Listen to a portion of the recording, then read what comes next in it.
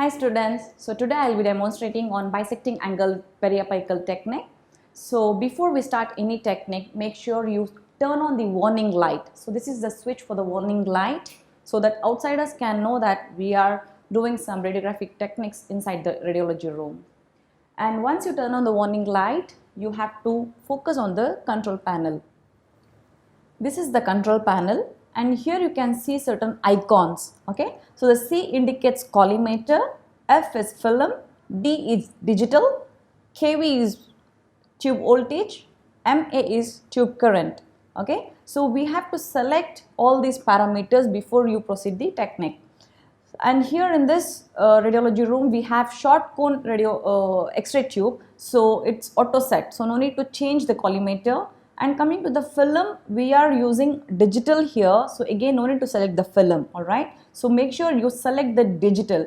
So if you're selecting the film, your exposure parameters will change, so it has to be digital format. And then tube voltage and tube current, again it is auto fixed to 70 kV and 4 milliamperes. Alright, so this is the parameters before you select the teeth. And now coming to the selection of the patient. So you have three options here: child patient, and middle age or the lean patient, and obese patient. So you can actually select the patient size depending upon the patient's age and also the density of the patient. Okay, so we can select the adult patient here. Next you have to select the teeth number here. So you can see this is for the mandibular anteriors, and that is mandibular incisors. And once you select the tooth, the exposure time will be set automatically. And next is the mandibular, premolars and canine and maxillary incisors. So as and when you go here, the exposure time keep increasing. Alright, and the next one is mandibular molars and maxillary canine and premolars. Next is maxillary molar and posterior bite wing. So if you look at here, there is anterior bite wing also, and this is for posterior bite wing. So you have to check the tooth number and also the type of technique that you are going to do it. And the last one is for the occlusal. So this one no need to worry about for today. So you have to focus on the tooth number and also the quadrant. Alright, so once you set all the parameters, the exposure time, then only you go further for the selection of the film holder and the film. As a part of infection control measures, make sure you wash your hands first with the soap water.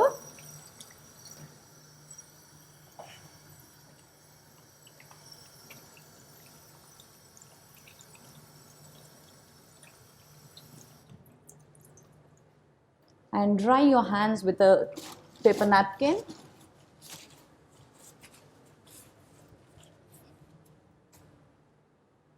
Wear the appropriate sized glove. So after you are done with your infection control measures, the next one is to select the right film holder and the film. Okay, so this is what we call easy grip film holder, or it's also called as snap array film holder, and this is meant to do bisecting angle technique. Okay, so the same film holder can be used for the anterior and also for the posterior teeth. In case of paralleling technique, if you all remember, we use aiming ring, right? So because of this aiming ring, it will be quite easier for us to align the X-ray tube head. Whereas in case of bisecting angle technique, this is the snap array holder which do not have any aiming ring. So it is quite technique sensitive, and you have to remember the point of entry and also the angulation that I will be discussing later in the video. And next is the selection of the film size. So we have size 0 and size 2. So since we have selected adult patient, I would like to go for size 2. It's written on the plate here, size 2. Okay, and now you have to insert your film inside the envelope, and this is what we call digital sensor. Okay, so this digital sensor, the name of the digital sensor is photostimulable phosphor plate. In short, it is called PSP. Okay, so here you can see the blue surface, and this is the imaging part of the PSP plate. And make sure this blue surface has to go towards the black surface of the envelope. So after you insert the plate inside the envelope, you have to seal the envelope. Okay, so before you insert the film packet into the holder, make sure this is the imaging side of the plate. Okay, so this has to face the X-ray tube. In case of bisecting angle technique, we have to know certain principles that we have to maintain or follow in bisecting angle technique. Okay, so what are those the primary measures that we need to understand here are: the principle of bisecting angle technique is based on the Szymanski's rule of isometry. Okay, so for that, individual tooth requires certain angulation and also specific point of entry. So let me explain the point of entry and the angulations for each tooth here.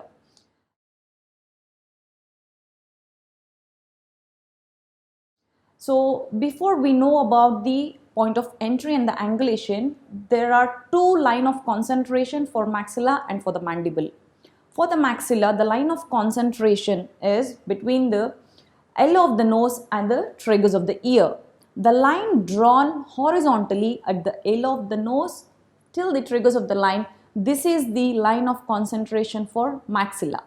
Whereas for mandible, it is 1 centimeter above the base of the mandible.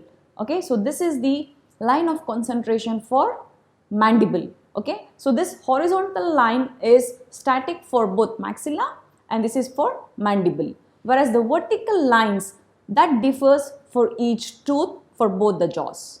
Okay, so I'll be explaining individually when I'll be talking about individual tooth exposure.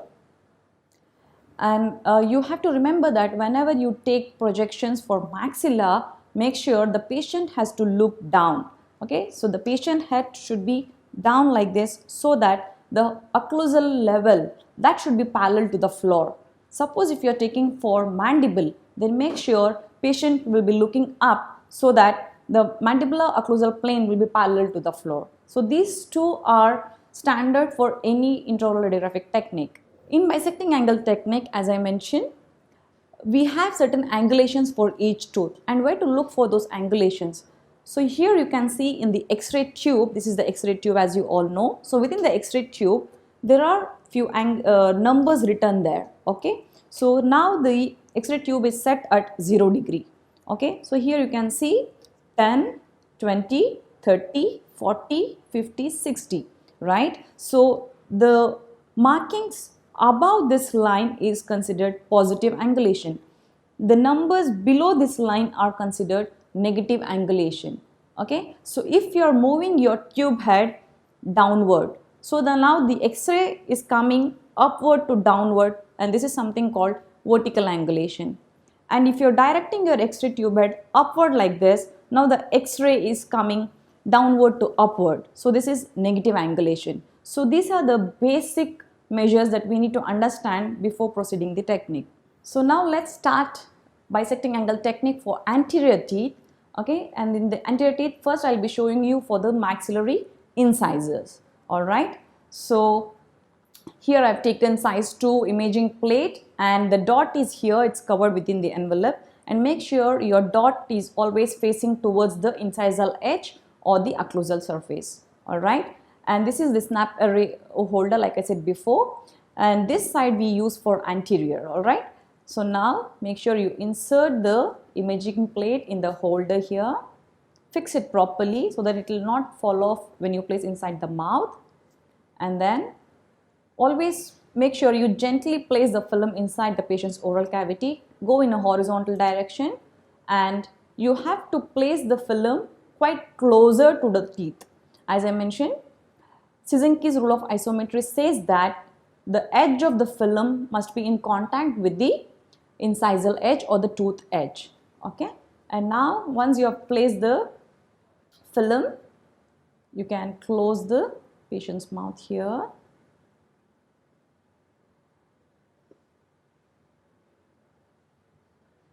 And always remember, you have to place the imaging plate in such a way the area of interested teeth must be in the center of the imaging plate so that you will cover the entire teeth area.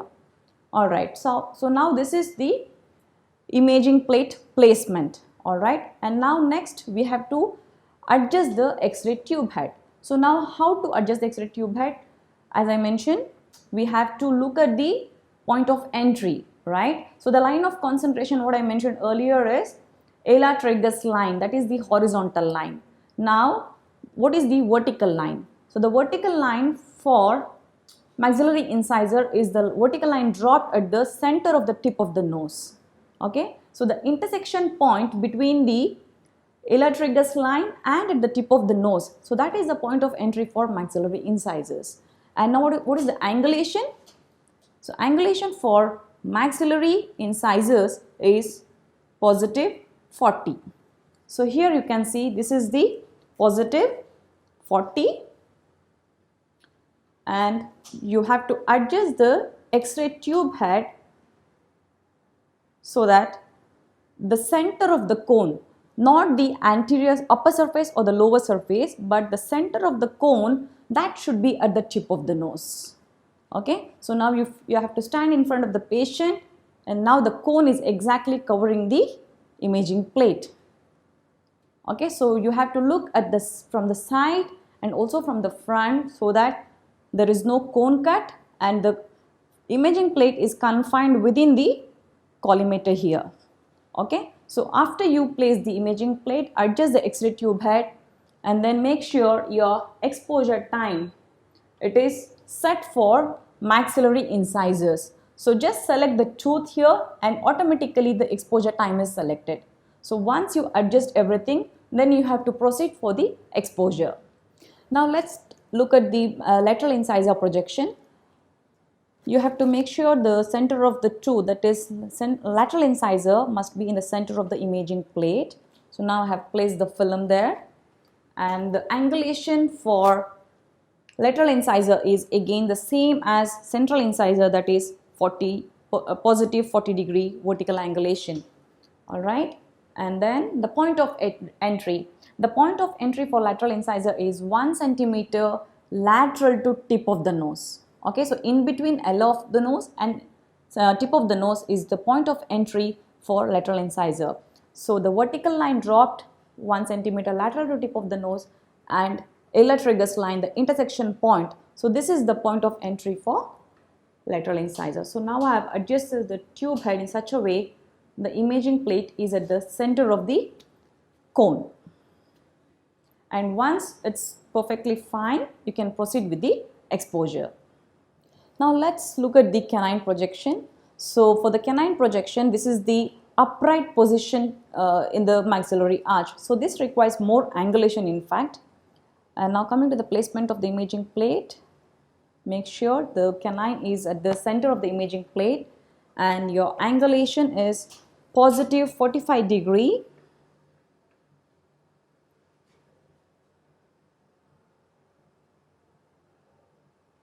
Okay, so this is the angulation for maxillary canine. And what is the point of entry here? The vertical line dropped at the ala of the nose and with the ala tragus line. The point that intersects between the ala of the nose and ala tragus line is the point of entry for maxillary canine. Again, position the X-ray tube head so that the center of the cone is at the point of entry, and make sure the circle is confining to the imaging plate. And once you position the tube head, you can proceed with the exposure. So just now I showed for maxillary central incisor, lateral incisor and canine on the left side. So same thing you have to repeat on the right side of the patient. Okay, and one more thing I was telling about vertical angulation, right? So positive vertical angulation and negative vertical angulation. And one more thing you have to remember is horizontal angulation. So this is something called horizontal angulation, and that has to be 0. Meaning you do not tilt your tube head too mesial or too distal. So that means there is some overlapping in between the interproximal areas. So that's where your horizontal angulation really matters. So that should be 0. Okay, do not tilt tube head mesial or distal. So now let's move on to the mandibular projection.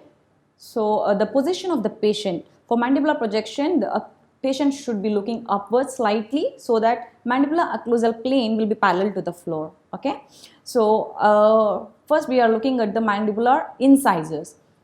As you all know, mandibular incisors width is smaller compared to your maxillary incisors. So within one imaging plate, we can actually cover all 4 incisors. Alright. So once you know you are exposing mandibular incisors, you need to select the exposure parameters within the control panel. So right now it was set for maxillary incisors. Now I will be selecting mandibular incisors. So automatically the exposure time will be reduced. Make sure you always set the exposure time first and then proceed with the imaging plate position and X-ray tube position. So now I will be placing imaging plate in the mandible. Always ask the patient to put the tongue upwards so that you will not injure the soft tissue, and you can place the imaging plate under the floor of the mouth gently and then ask the patient to close the mouth. Okay, so after you position the film, the point of entry. The point of entry for mandible, the horizontal line is 1 centimeter above the base of the mandible, and the vertical line are the same lines that we did for maxillary projection. Only thing that will be continuing downwards until it intersects the line of concentration for mandible. Okay, so for mandibular incisors, the vertical line dropped at the tip of the chin, which intersects with the mandibular line of concentration, and the angulation for mandibular incisors is -15. And adjust the X-ray tube so that the central ray of the X-ray beam points at the center of the chin and it is within the confinity of imaging plate. After you position the film, position the X-ray tube head, confirm with the exposure parameter, and then you proceed with the exposure of the film. So now let's look at the mandibular projection, that is mandibular canine. I'll be inserting the imaging plate next to the mandibular canine. Okay, ask the patient to gently close the mouth. And now the point of entry for mandibular canine is the line dropped at the L of the nose downward until it intersects with the line of concentration of mandible. So this is the point of entry for mandibular canine. And the angulation that we use for mandibular canine is -20. So make sure you position the X-ray tube head at the point of entry and the cone of the circle is exactly confining within the imaging plate. And after you position the X-ray film and the positioning the X-ray tube head, make sure you have adjusted the exposure parameter, and here we are exposing the mandibular canine, so we have to select mandibular canine, and again your exposure time varies from mandibular incisors to mandibular canine. So after you set everything, immediately you can go and expose the imaging plate. So just now I showed for the left canine, so same thing it will be done for right canine. Okay, so I hope you all remember the point of entry for maxillary incisors, maxillary canines, and mandibular incisors and mandibular canines. The point of entry are almost same. The vertical lines are same for both maxillary and mandible. Only the line of concentration for maxilla is L. tragus line, and line of concentration for mandible is 1 centimeter above the base of the mandible. But please remember the angulations, which is very specific to each tooth. So after you set everything, okay, inform the patient not to move the film with their tongue, okay, and within no time you have to come and expose the imaging plate. And there is a button here, press the button and do not release the button unless you hear the sound of a beep. Okay, so after the beep stops, you can release the button. So that's when the exposure is completed. So this completes the anterior bisecting angle technique. In the next video, please look for posterior bisecting angle technique. So that's about the maxillary and mandibular bisecting angle technique demonstration. Hope you enjoyed the video. Thank you.